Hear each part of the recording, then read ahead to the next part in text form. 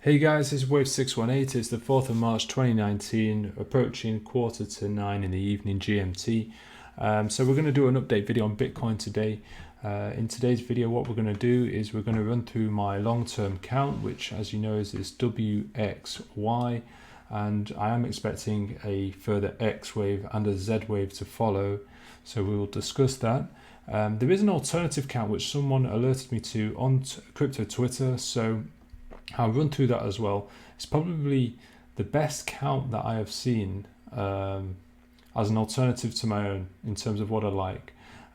So yeah, I'm going to run through that as well. It's very nice, the count, and to be honest, it doesn't change so much. It further confirms this pivotal point here, but it's certainly something worth mentioning because it gives us more confidence that this is a pivot right here.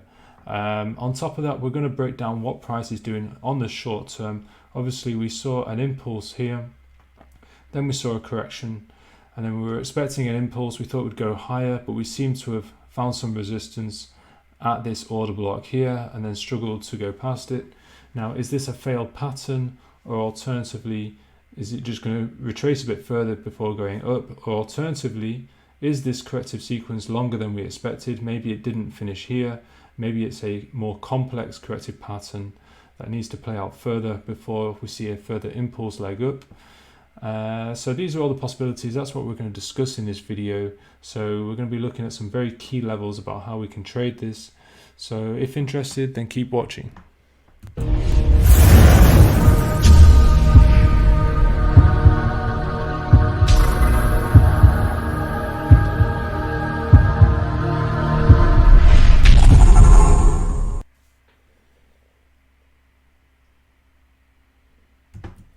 Alright guys, let's get started. So first things first, let's just talk about everything that's on the chart first of all.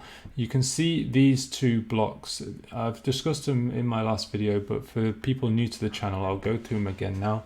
They are very important because they're marking out key points, especially the bottom level of each block, the red block and the black block here. So let's explain them. So they're order blocks essentially. So the way I color code them is the red one is for the daily time frame. So if we zoom in fact, let's just use this zoom here. So with this, what we've incorporated with this order block, we're looking at these red candles here that preceded this massive move up. Okay, so that was obviously a very considerable order block. And so we should take into consideration the upper part of this block, upper part of the block and the lower part of the block as key support and resistance levels. Okay, so that's on the daily time frame. The black order block is always, the way I color code it, will either be the weekly and the monthly, and this one is on the weekly. So we go on the weekly time frame, and we'll just focus on this bit here. You can see basically what I've done with the black order block is I've enclosed these two red candles that again preceded the big move up. Okay, and I would say this black order block is more significant because it's a higher time frame. So yeah, it is more considerable, and so the bottom of this order block for me is a more significant level than the bottom of this red order block, though they are both very significant. Okay. So that's just the order blocks, and I will explain that there's a pitchfork around here and some further Elliott wave count, which I'll zoom in on, and we'll discuss that shortly. But first of all, let's talk about the longer wave count. So as I'm sure all of my followers will know, I've been looking at this WXY count, X wave being a descending triangle, A, B, C, D, E, and then 3 waves down, 1, 2, 3 to form our Y wave. Okay, so yeah, I did mention I was going to discuss this alternative count, which I think is very interesting. So I'll show you on Twitter. So I've got this was a response to one of my previous tweets not too long ago, a few days ago.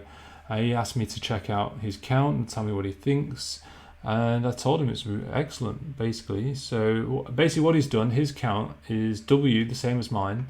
His X wave finishes here, and so we're on the weekly time frame, so it's a little bit cramped, but X wave finishes here, and then his Y wave is made up of an ABC, where he's done an initial A wave, which I'm happy with that.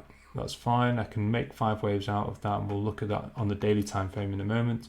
His B wave is a running flat, so he's got an A, B, C, B wave, and then he's got a C wave down. Now the problem here is the C wave looks a bit 3 wave-ish to me. So we've got, as I say, 1 wave, 2 waves, 3 waves. I mean, you can say 1, 2, 3, 4, 5, but typically the 4th wave is a lot more drawn out in comparison to the 2nd wave. So I'm not too sure about the C wave having completed there. And we could actually call it a WXY rather than an ABC. But the interesting thing about this count is what he's noticed is, I've mentioned in previous videos that with the W, it's made up of a WXY, and the Y of the W wave is a 1.618 Fibonacci projection of W.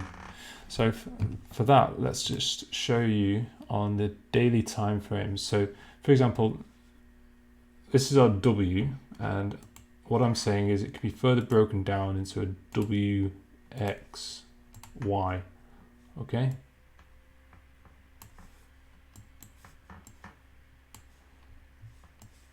Let's just make it a bit easier to follow. And then basically a Fibonacci projection, the way you work it out is you go to the end of your first wave. That's where you start your Fibonacci retracement tool, and then you bring it all the way back to the origin of the first wave.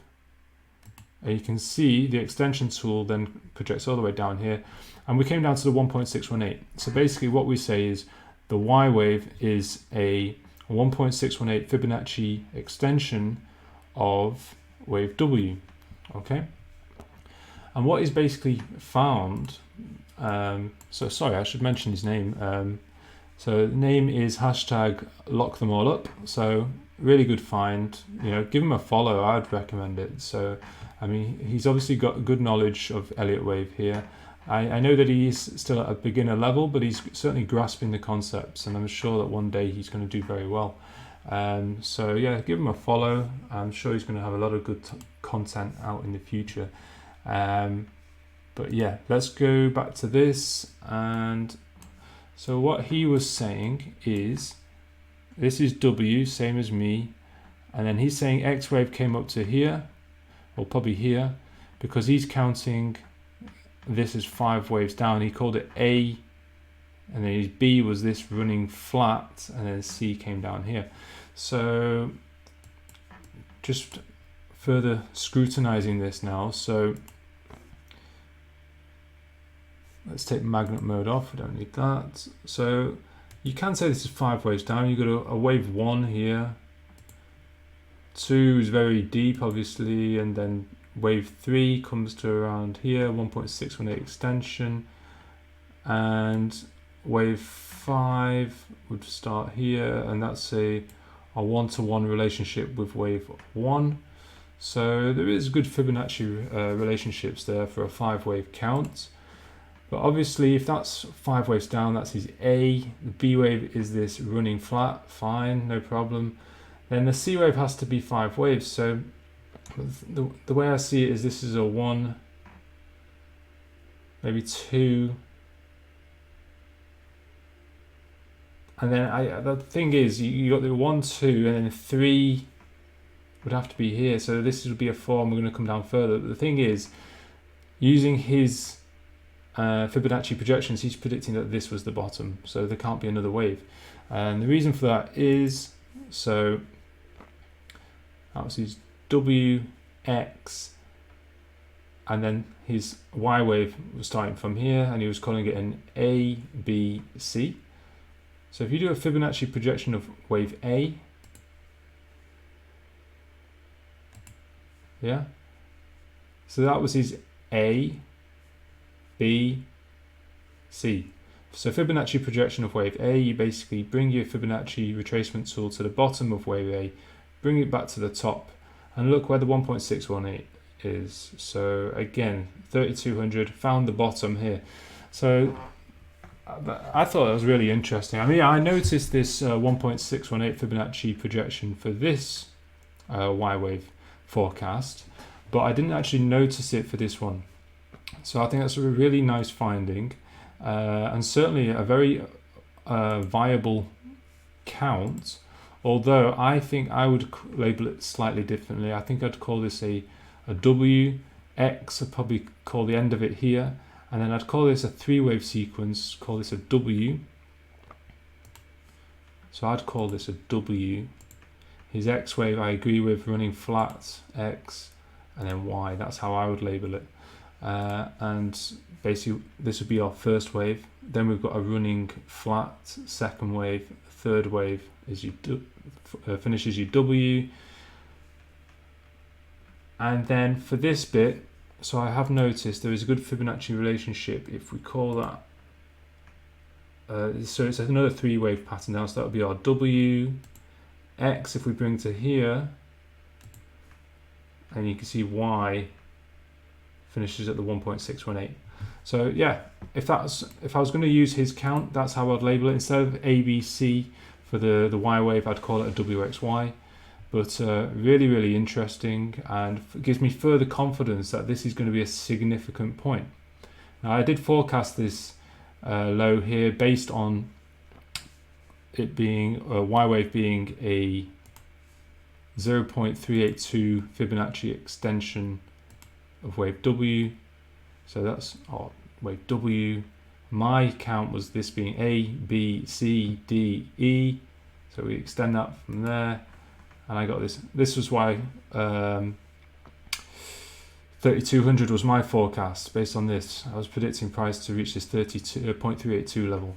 Okay, so we've ended up at the same level essentially. So there's a few counts that support it. So I just wanted to throw that one in there.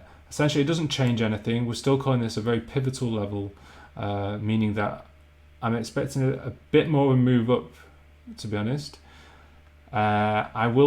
Next thing to do is zoom in on here, and we'll say whether this is a failure pattern or whether we can see price going up further. Let's just clean this up a little bit. In fact, just take it all off.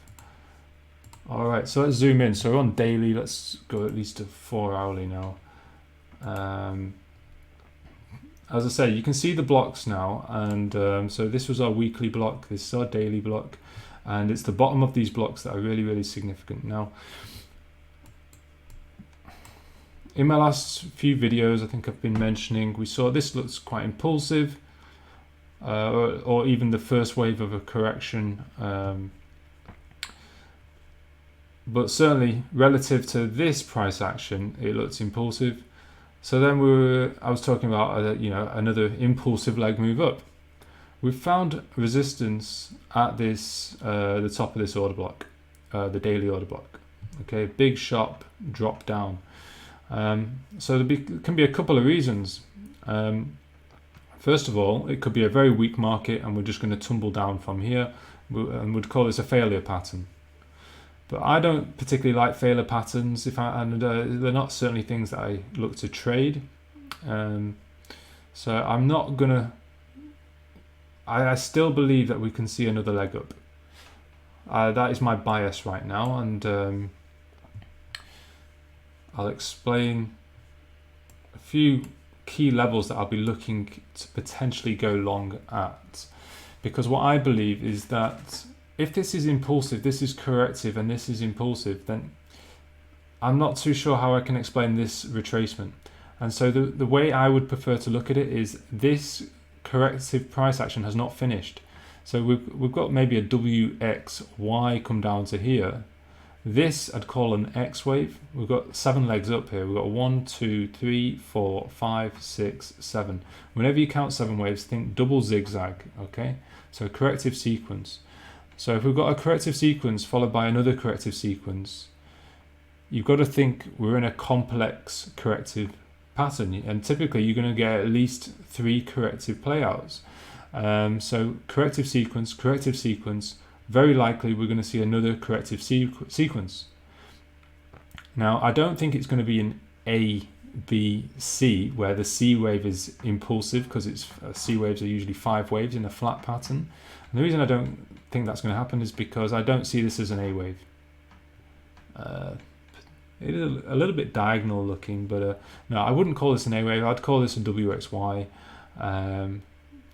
Again, WXY. So, to be honest, Bitcoin loves its WXYs. I think I've mentioned them so many times in this video already.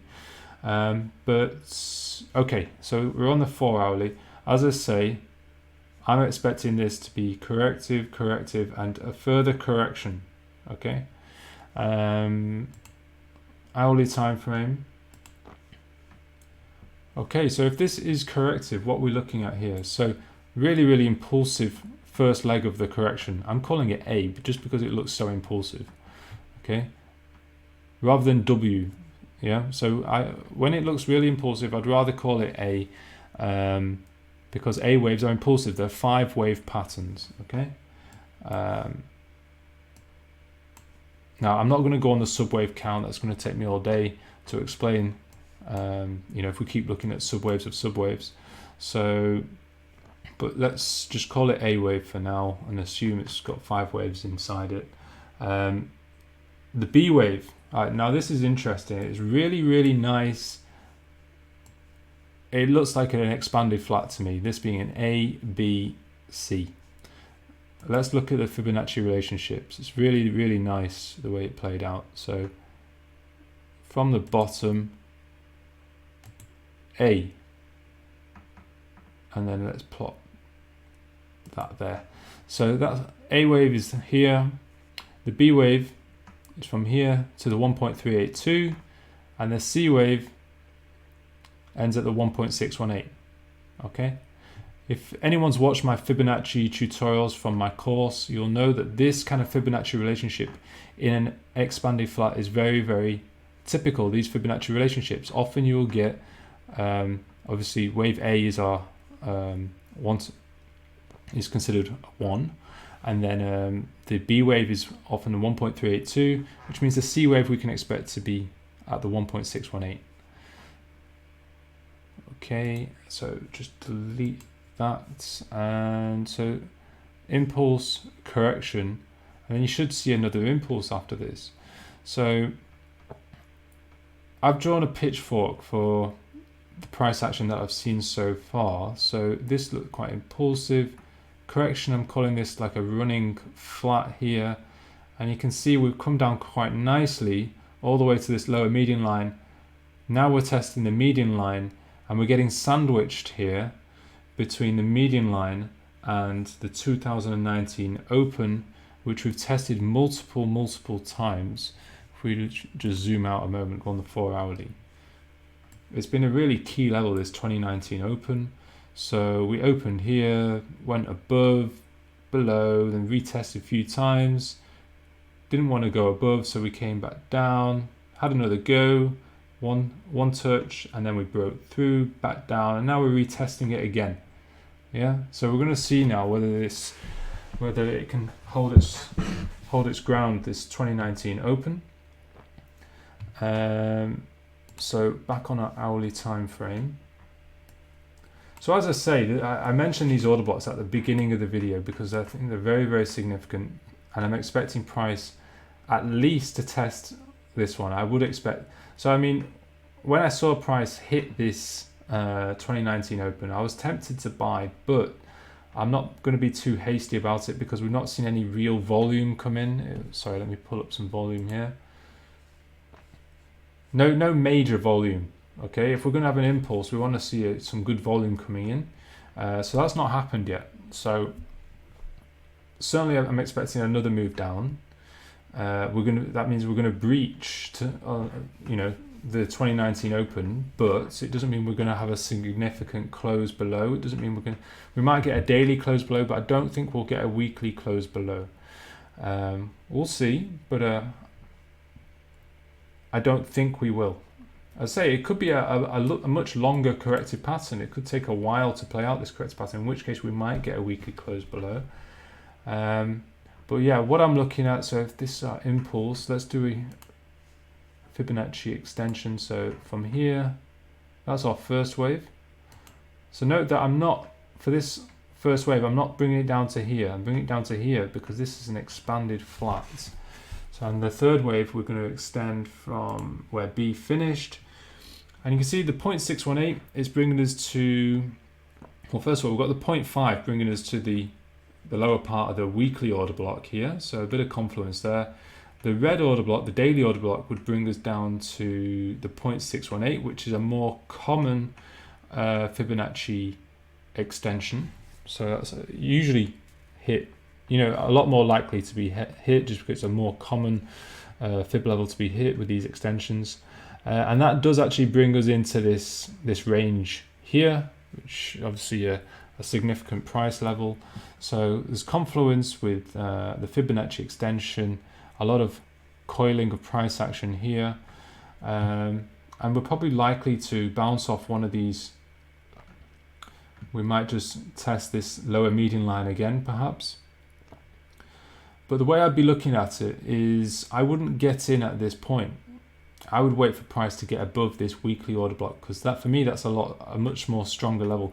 What you don't want to see, you don't want to see price, you don't want to get in here, place your order here, and find that price can't get above this weekly order block, because you could be left very frustrated for a while waiting for price to get above this order block and failing.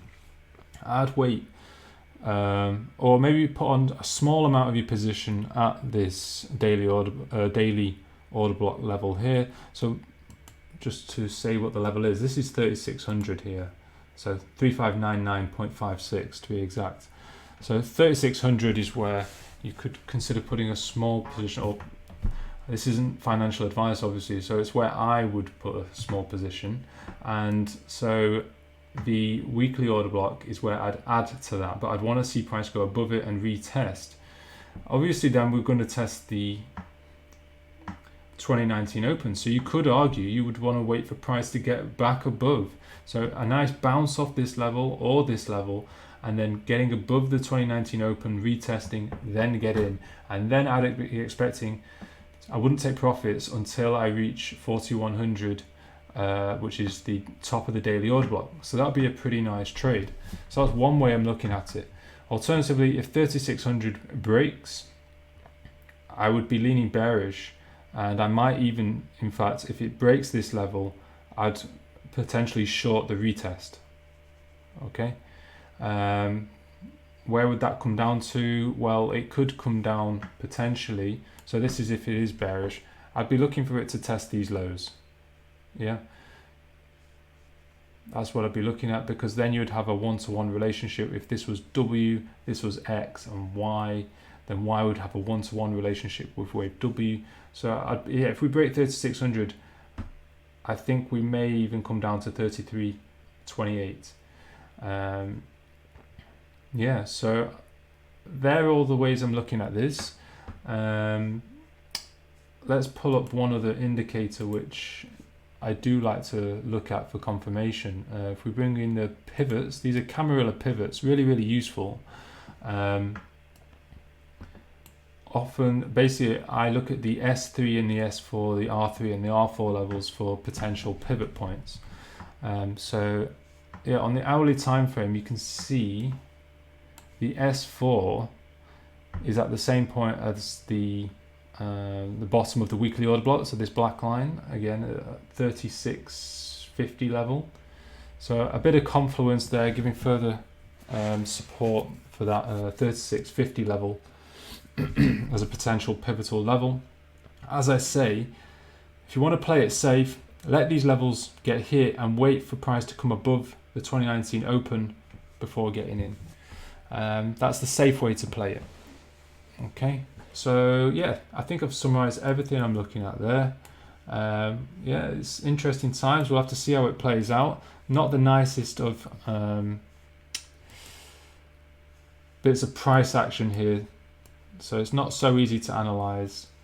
We're currently, and the reason is we're in a complex corrective pattern. These WXYs are never easy to follow. It requires experience of Elliott wave to try and get a grasp of it. Anyway, we'll see how things play out. Oh, sorry, I did mention we'll have a brief look at Ethereum. So let's just pull up Ethereum. All right, let's zoom out first of all. Daily time frame. So if you watched my last video, I explained it in a bit more detail there. So this was W, X, Y. It looks distorted. Y wave looks huge compared to W just because we're on the log scale. But if you came off log, you'd see it all looks quite regular.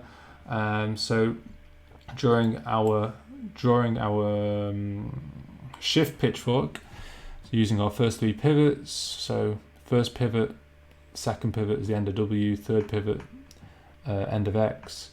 And you can see price followed this pitchfork for about a year. Little breakout. Is it significant? Well, we'll find out soon. At the moment, we're testing this level almost to the point.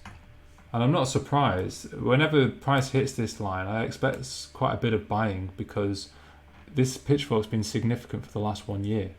So very nice, bit of buying here. How was the volume on that one? So it was on good volume. Yeah, so that was significant. And I did actually put on a position which wasn't the best trade really, because obviously we've come down further. So I think at this point I saw volumes coming in. We've seen a nice wick to the downside, and I opened a position here, but then I saw falling volume and very little progression in price action, and I took partial profits. I think it was around this level, and then obviously we came down further. So I was very glad I took those partial profits because it was just about break even, because I wasn't following I wasn't watching the screen for the rest of the trade, and my stop was just below this point, and so it got stopped. But I couldn't resist it. This pitchfork had been significant for a year. Nice bounce off it, and the problem is it looks like we might be bouncing off it. It could bounce a few times off it. So we'll see. We might even just come straight back within the pitchfork. We might come right back in. But yeah, certainly a year-long pitchfork that's broken out and he's getting retested, that's not something to ignore. So yeah, we'll see what happens with Ethereum, but Bitcoin is the important chart to follow for me. I've explained what I expected to see there, and I'd expect Ethereum to follow suit. So Ethereum has entered this consolidation region here, so finding a bit of support very close to this warning line. So yeah, I think we'll leave it there, guys. I think that's the video's dragged on a fair amount there. So all right, until next time, take care, guys.